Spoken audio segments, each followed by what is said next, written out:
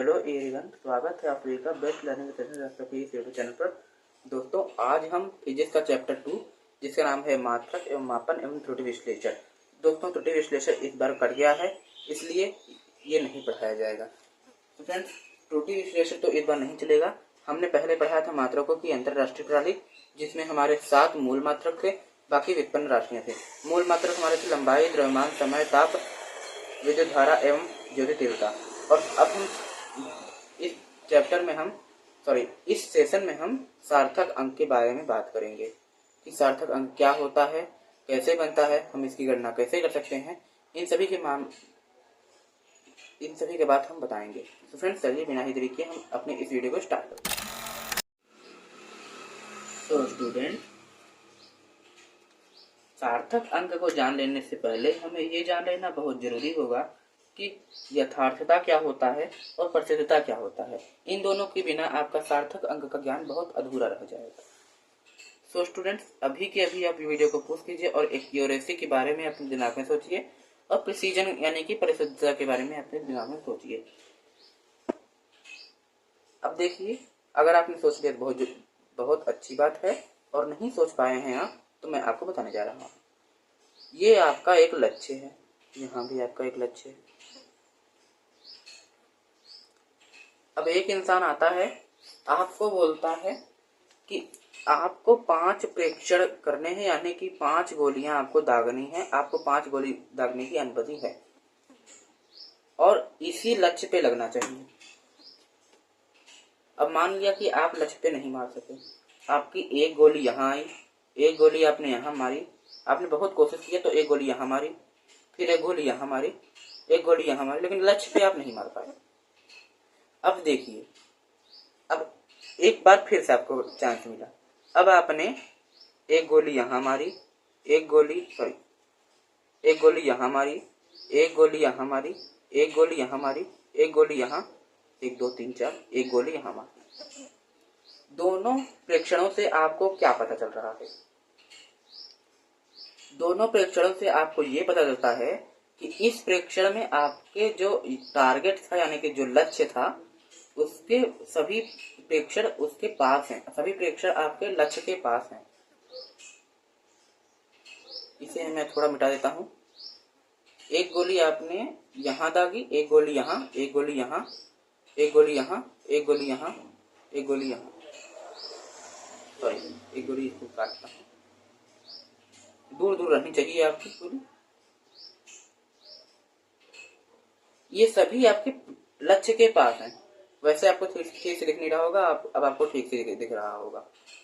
ये सभी प्रेक्षण आपके लक्ष्य के पास हैं और इन सभी प्रेक्षण, ये सभी प्रेक्षण जो हैं, ये आपस में पास है, लेकिन लक्ष्य के बहुत ही दूर हैं। आपके प्रेक्षण लक्ष्य के कितना पास हैं वो आपकी यथार्थता कहलाती है, और आपका प्रेक्षण आपस में कितना पास है वो आपकी प्रिसीजन यानी कि परिशुद्धता कहलाती है। समझ में आ गया? नहीं समझ में आया? फिर से समझिए। आपका प्रेक्षण लक्ष्य के कितना पास है, आप एक दूसरे के पास होने से मतलब नहीं है। आपका प्रेक्षण लक्ष्य के कितने पास है वो आपकी यथार्थता कहलाती है। आपका प्रेक्षण आपस में कितने पास है वो उसकी प्रसिद्धता कहलाती है। समझ में आया? नहीं क्लियर हुआ तो अब मैं आपको डेफिनेशन पढ़ाता हूँ। देखिए, परिभाषा आपके सामने है। किसी राशि की मापित मान उसकी वास्तविक मान से निकटता जो है वह यथार्थ बताती है। नहीं समझे? यथार्थता किसी राशि की मापित मान यथार्थता किसी राशि की मापित मान से उसकी वास्तविक मान से निकटता बताती है। यानी कि किसी राशि की मापित मान उसकी वास्तविक मान से कितना निकट है ये बताती है हमारी यथार्थता। उदाहरण आपने जाना ही, जैसा कि मैंने बताया था, इस टारगेट से आपका जितना पास है प्रेक्षण, आपने जितना प्रेक्षण किया वो कितना पास से ज्यादा निकट रहेगा तो आपकी एक्यूरेसी उतनी हाई रहेगी, यानी कि यथार्थता उतनी उच्च रहेगी। अब वह राशि किस सीमा तक मापी गई है, इसका क्या अर्थ हुआ? इसका अर्थ यह हुआ कि परिशुद्धता, अभी तक आप इतना ही जानिए कि ये एक लक्ष्य है, आप मतलब कि आपके जो प्रेक्षण है वो जब आपस में कितना पास है वो आपकी जो है प्रसिद्धता बताती है कि आपका प्रेक्षण आपके लक्ष्य के कितना पास है, वो भले लक्ष्य सॉरी आपका प्रेक्षण एक दूसरे के कितना पास है वो भले लक्ष्य से दूर ही हो, ये बताती है आपकी प्रसिद्धता। आपको अभी इतना डीप में जाने की आवश्यकता नहीं है, जबकि आपके ये सिलेबस में बताया ही नहीं गया है। ये मैं इसलिए बताता हूँ ताकि आपको सार्थक अंक कम से कम समझ में तो आए। अब आया इस चैप्टर का मेन टॉपिक, जिसका नाम है सार्थक अंक। सार्थक अंक जिसका नाम है। तो फ्रेंड्स, सार्थक अंक क्या होता है अब मैं ये आपको बताने वाला हूँ। तो पहले मैं आपको इसका डिफिनेशन बता देता हूँ। डिफिनेशन आपको ये कहता है किसी राशि की माप में यथार्थता पूर्वक ज्ञात अंकों को तथा पहले संदिग्ध अंक को सार्थक अंक कहते हैं। कुछ समझ में नहीं आया सर, फिर से पढ़ते हैं। किसी राशि की माप में यथार्थता पूर्वक ज्ञात अंक को तथा सबसे पहले संदिग्ध अंक को सार्थक अंक कहते हैं। अब जैसा कि हम एक उदाहरण ले लेते हैं 2.52। देखिए 2.5 तो हमें एकदम अच्छे तरीके से पता था। अब इसका अंतिम अंक जो था ये 2, ये आपका एक डाउटफुल अंक होता है जिसे हम संदिग्ध अंक कहते हैं।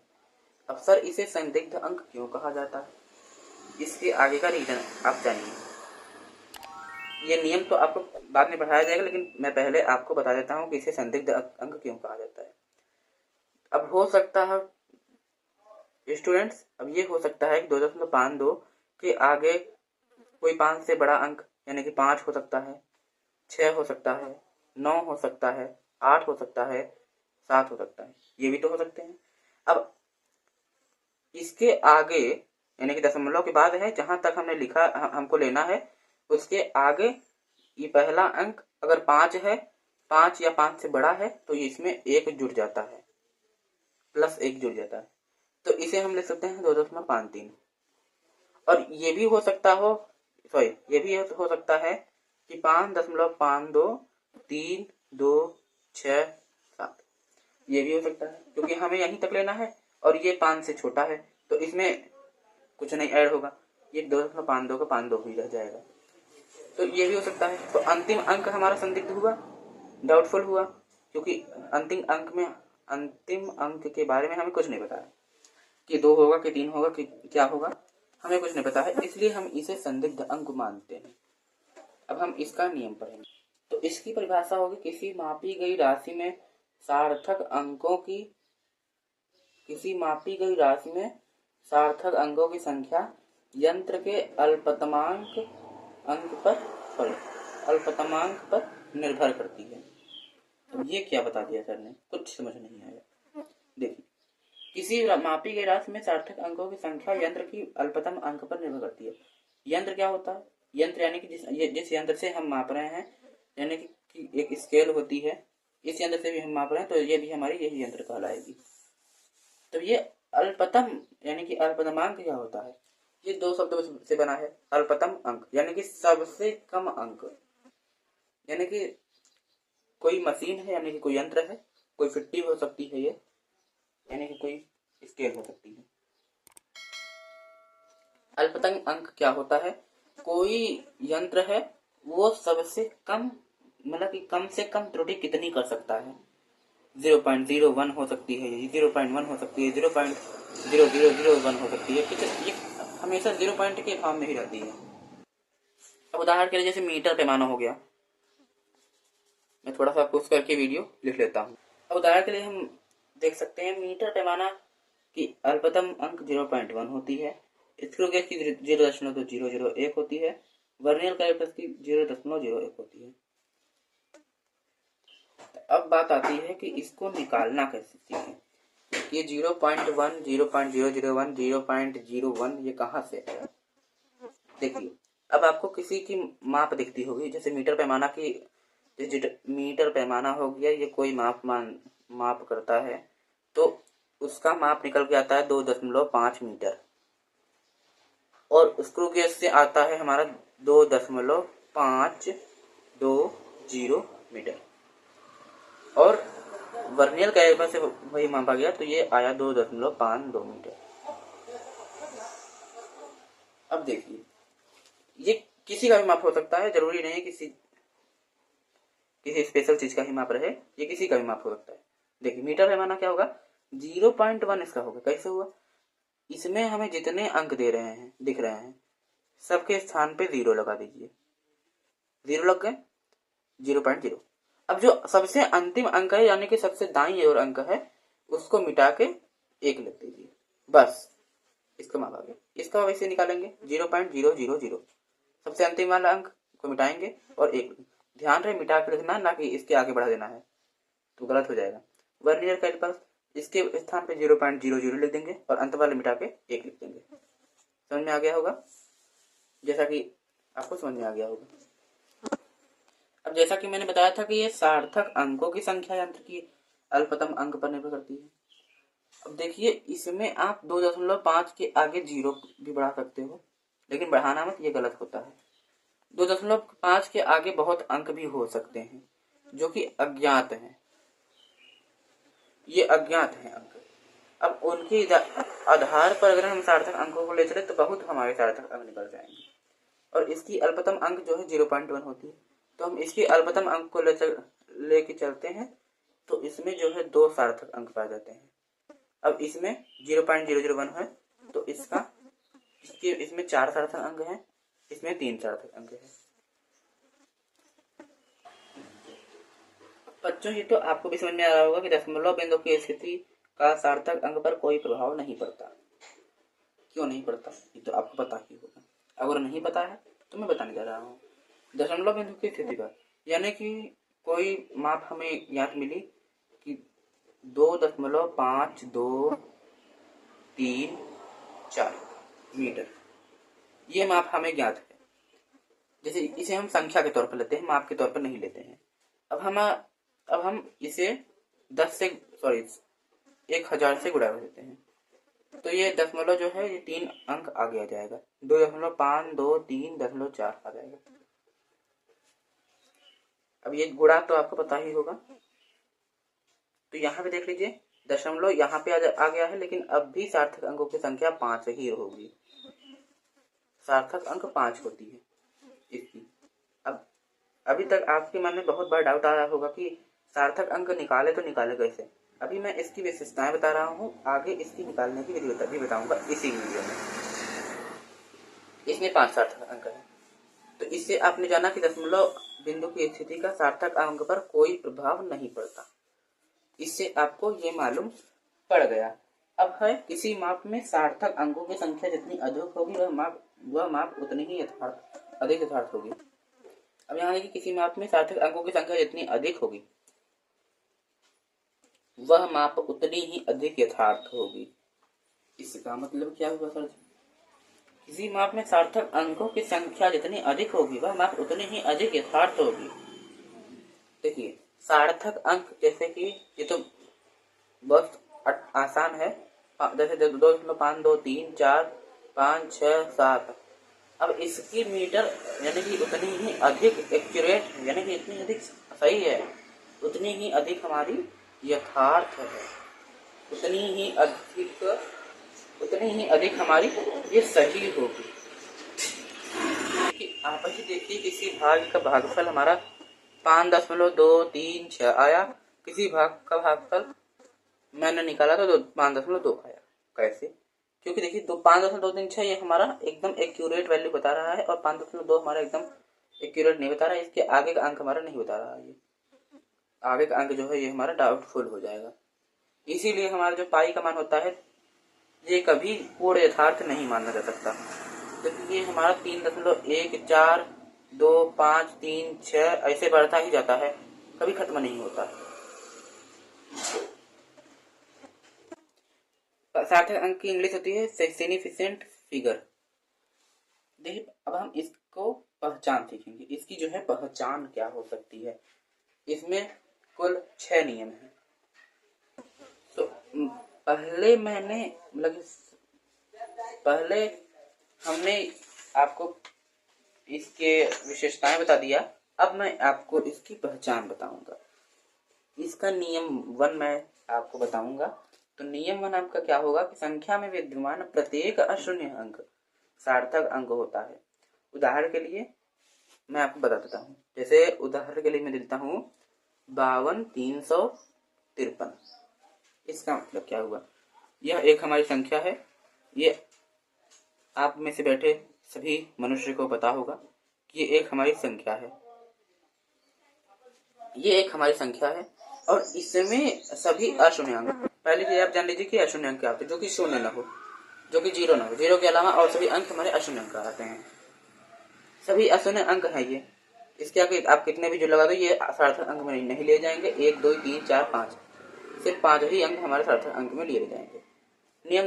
नियम 2 जो है ये हमारा क्या कहता है, संख्या के बीच में जो शून्य आए 46 0 351 0 532, इतनी बड़ी संख्या मैंने ले ली। अब इसके बीच में जितने शून्य अंक आ रहे हैं इनको भी सार्थक अंक में लिया गया। इसके अगर बाद में आ रहे तो नहीं लिया जाएगा, लेकिन अगर इसके बीच में आ रहे हैं, अशून्य अंक के बीच में आ रहे हैं शून्य अंक, तो इसे लिया जाएगा। अब हमारा नियम 3 क्या कहता है, दशमलवहीन संख्या में, ध्यान दें यहाँ पे आप बहुत ध्यान दीजिएगा, दशमलवहीन संख्या में अगर अशून्य अंक के दाईं ओर सिर्फ खाली 0 आए, यानी कि उसके आगे कोई अंक ना हो, जैसे कि मैं लेता हूँ 5 2 5 6 3 0 0 0 0, बस। इससे मतलब क्या हुआ कि 5 2 5 6 3 0 0 0, इसके बीच में भी एक 0 लेते हैं आपको समझाने के लिए। अब ये 0 तो आएगा क्योंकि ये अशून्य अंक के बीच में है और यहाँ पे दशमलव नहीं है, इसके कारण यहाँ पे ये दाईं और 0 है, इन्हें नहीं लिया जाएगा। अगर दशमलव होते तब आगे के नियम में हम पढ़ेंगे कि अगर दशमलव होते तो 0 0 लिए जाएंगे कि नहीं लिए जाएंगे। तो इसमें हमारे 1 2 3 4 5 6 सार्थक अंक लिए जाएंगे, इनको निकाल दिया जाएगा। अब नियम 4 हमारा, तो स्टूडेंट्स अभी आप देखिए कि अभी मैं नियम 3 पढ़ा रहा हूँ, मैं अभी 4 में नहीं घुसा हूँ, जिसमें अंक के ये अगर दशमलव नहीं है तो अंक के 0 0 0 नहीं लिए जाते हैं। वो नियम मैं इसमें पढ़ा रहा हूँ। देखिए अगर ये सिर्फ संख्या लिखी है, आगे मात्रक नहीं लगा है, तो हम यहाँ पे इसे 1 2 3 4 5 ही लेंगे, 5 सार्थक अंक लेंगे। और अगर आगे केजी मीटर या और कुछ भी लिखा हो, सेकेंड और कुछ भी लिखा हुआ, केजी सेकेंड मीटर सेंटीमीटर, ऐसे प्रकार के मात्रक कोई भी मात्रक लगा होगा तो यहाँ पे ये 0 नहीं दिया जाएगा। तो जैसा कि मैंने आपको बताया कि आगे अगर मात्रक लगा रहेगा तो ये 0 लिए जाएंगे, यानी कि तब इसमें 1 2 3 4 5 6 7 8 सार्थक अंक हमें लिए जाएंगे, 8 सार्थक अंक इन केस ऑफ मात्रक जब लगा रहे तब। और जब मात्रक नहीं लगा जाए, यानी कि मात्रक जब नहीं है, अगर मात्रक है तब ये लगा रहेगा, मात्रक नहीं है तो इसमें 5 सार्थक अंक बताए जाएंगे, जैसा कि आपको क्लियर हो। देखो बेटा, जितने अच्छे से मैं आपको बता रहा हूँ इतने अच्छे से आपको कोई नहीं बताएगा, क्योंकि आज की वीडियो तो बहुत बड़ी हो गई है हमारी, 20 मिनट से ऊपर हो रही हमारी वीडियो, 20 मिनट 1 सेकंड से ऊपर हो रही है हमारी वीडियो इस समय, सॉरी 17 मिनट 45 सेकंड से ऊपर हो रही है हमारी वीडियो। और इस समय सभी मतलब कि कुछ बच्चे छोड़ के चले गए होंगे, लेकिन जो ये वीडियो पूरी देखेगा, जितनी बड़ी भी ये वीडियो होगी वो पूरी देखेगा, मैं उसको दावा करता हूँ कि वो सार्थक अंक, यथार्थता और प्रसिद्धता में कभी नहीं चुकेगा, वो कभी नहीं चुकेगा सार्थक अंक और यथार्थता प्रसिद्धता में। इस वीडियो की तैयारी मैं पिछले 5 दिन से कर रहा था, इस वीडियो की तैयारी अभी आगे अपलोड करने में भी थोड़ी देर लगेगी। तो फ्रेंड्स नियम 4 हमारा क्या कहता है, अशून्य अंक के दाहिनी ओर के सभी शून्य अंक परंतु दशमलव बिंदु के बाईं ओर सार्थक अंक है। इससे आपको अभी तक कुछ नहीं पता चला, नहीं पता चला ना, यानी कि कोई अशून्य अंक है, मान लिया 56 400 दशमलव हमारा दे दिए 0 1 2 3 4, ऐसे कुछ भी हो, डॉट नहीं लगाते हैं क्योंकि अनंत तक हमें नहीं जाना है। क्या बता रहा है हमारा नियम 4, अशून्य अंकों के दाहिनी ओर के सभी शून्य अंक, यानी कि अशून्य अंक है इसके दाहिनी ओर सभी शून्य अंक, परंतु दशमलव बिंदु के बाईं ओर, दशमलव बिंदु है उसके बाईं ओर के सभी शून्य अंक सार्थक अंक हैं। अब इसका आपको पहले नहीं पढ़ा, काहे नहीं पढ़ा? देखिए, ये दशमलव बिंदु के तो बाईं ओर है। देखिए, अभी तक हमने पढ़ा था कि अगर अशून्य अंक के बाईं ओर हैं तो ये शून्य हमारे नहीं लिए जाएंगे। इन केस ऑफ अगर आपका मात्रक नहीं लगा है तो ये नहीं ले जाएंगे। अब अगर आगे हम 564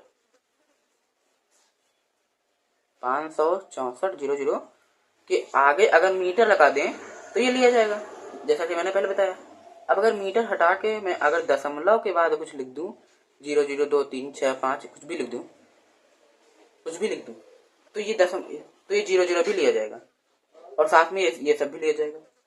कुल मिला के 1 2 3 4 5 6 7 8 9 10 11 सार्थक अंक हमारे इसमें लिए जाएंगे। ये कुल हमारा नियम 4 के तहत आया।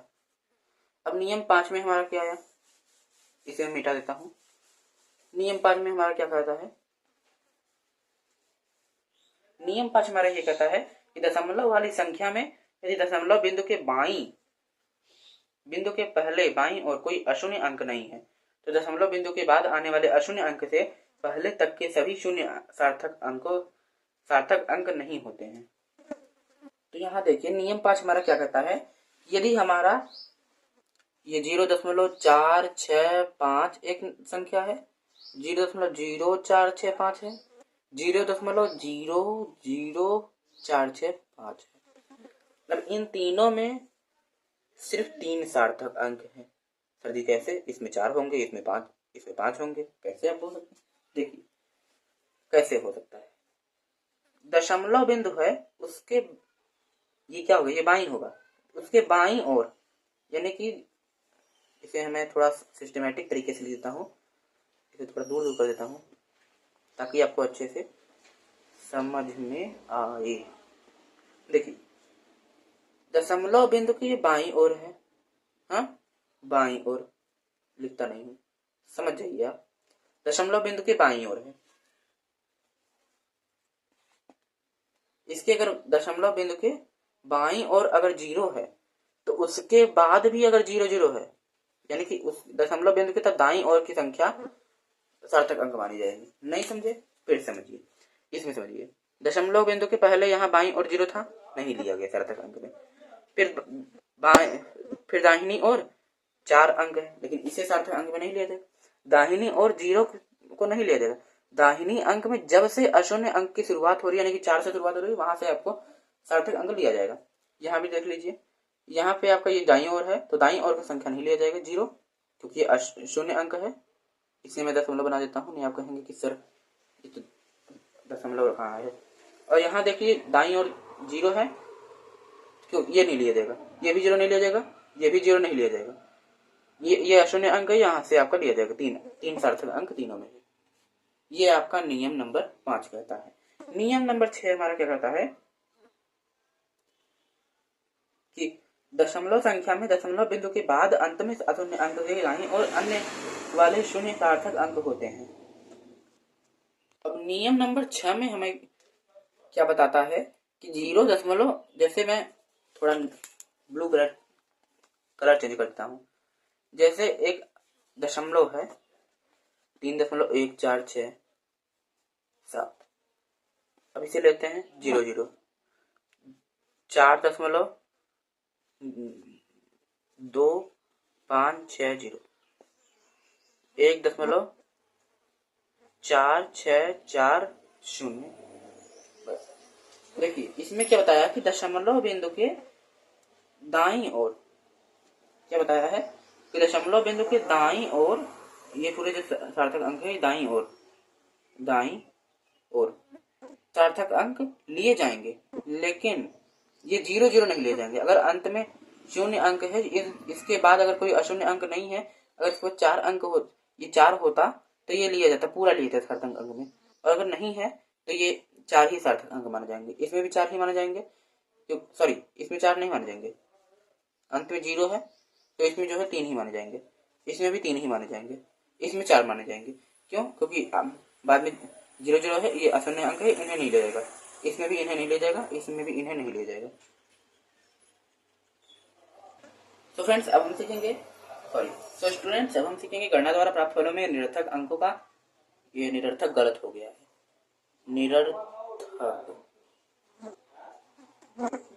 निरर्थक अंकों का पूर्णांकन। इसे थोड़ा अच्छे से लिख देता हूं मैं, इसी में पूरा खिचड़ी हो गया है। अब है गणना द्वारा प्राप्त। तो फ्रेंड्स अब हम विशेषताएं और पहचान जो है कंप्लीट कर चुके हैं। अब हम पढ़ेंगे गणना द्वारा प्राप्त फलों में निरर्थक अंकों का पूर्णांकन। यानी कि अब आपके मन में ये बात चल रही होगी कि निरर्थक अंक सर ने नहीं बताया। देखिए, जैसा कि मैंने पहचान में बताया था कि 46,0,3,6,0,0, इसमें हमें इतने ही सार्थक अंक लेने थे, 1 2 3 4 5, 0 0 हटा दिया था। ये 0 0 हमारे निरर्थक अंक कहलाते हैं।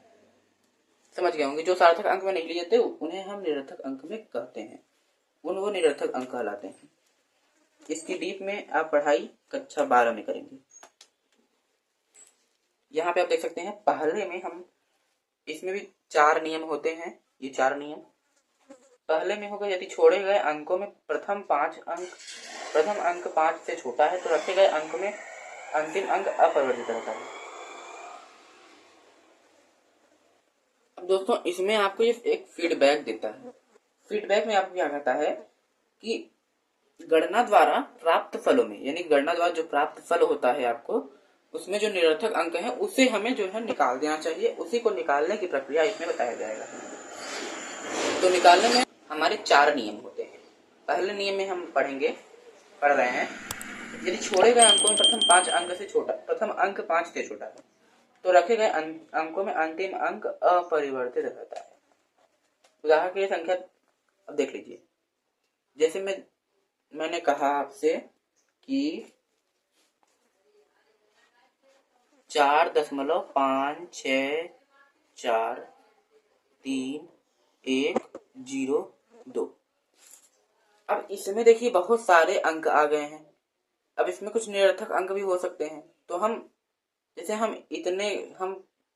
ये रिक्वायरमेंट है कि हम 3 ही अंक तक लेंगे दशमलव के बाद, इसके आगे हम नहीं जाएंगे। तो देखिए 3102 को हमें छोड़ना है, तो हमें देखना होगा कि यहाँ पे ये अंक 5 से छोटा है कि बड़ा है।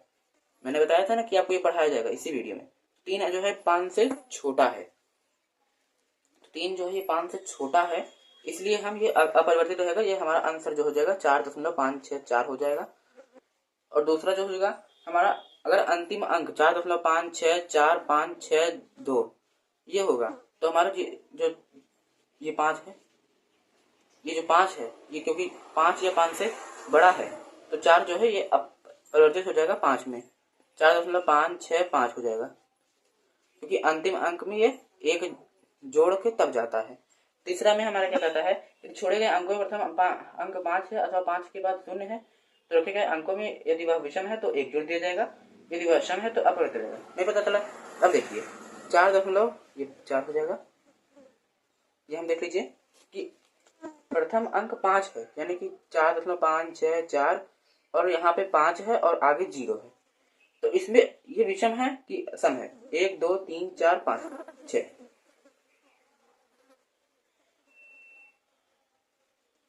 रखे गए अंक 6 हैं तो ये सम है। तो ये जो 5 0 है, ये जो जाएंगे तो एक इसको दे के तब जाएंगे, तो 4.565। और यदि व्यस्त विषम रहता है, यानी कि 1 2 3 4, अगर हम 4 को हटा देंगे तो ये 5 6 ही रह जाएगा, ये विषम हो जाएगा। तो अभी के लिए हम इसे 4 रहने देते हैं। चौथा क्या है हमारा, यदि छोड़े गए अंकों में प्रथम अंक 5 है तथा इसके पश्चात कुछ अशून्य अंक आते तब रखे गए अंतिम अंक में 1 जोड़ देते हैं। यानी कि प्रथम अंक 5 है, 3.4832 प्रथम अंक 5 है, तो 5 हमें छोड़ना है, तो ये इसे 1 दे देगा। प्रथम अंक 5 है, इसके बाद कुछ अशून्य अंक है तो ये 1 दे देगा, जैसा कि मैंने यहाँ बताया था आपको, 3.4833 हो जाएगा। तो फ्रेंड्स आज के इस वीडियो में इतना ही। मिलते हैं नेक्स्ट वीडियो में एक नई वीडियो के साथ। तब तक के लिए धन्यवाद। दोस्तों आज का ये वीडियो कैसा लगा ये आप कमेंट सेक्शन में हमें बता सकते हैं। और इस वीडियो को अगर अच्छा लगा हो तो लाइक कर दीजिएगा, और ना अच्छा लगा हो तो डिसलाइक कर दीजिएगा, लेकिन सब्सक्राइब जरूर कर दीजिएगा ताकि आने वाली वीडियो सबसे पहले आपके पास पहुंचे। फ्रेंड्स मिलते हैं नेक्स्ट वीडियो में, तब तक के लिए धन्यवाद। इस वीडियो में अगर आपको कोई डाउट रह गया हो तो आप इसे कमेंट सेक्शन में लिख सकते हैं, और हमारे व्हाट्सएप चैनल का लिंक डिस्क्रिप्शन में दे दिया गया है।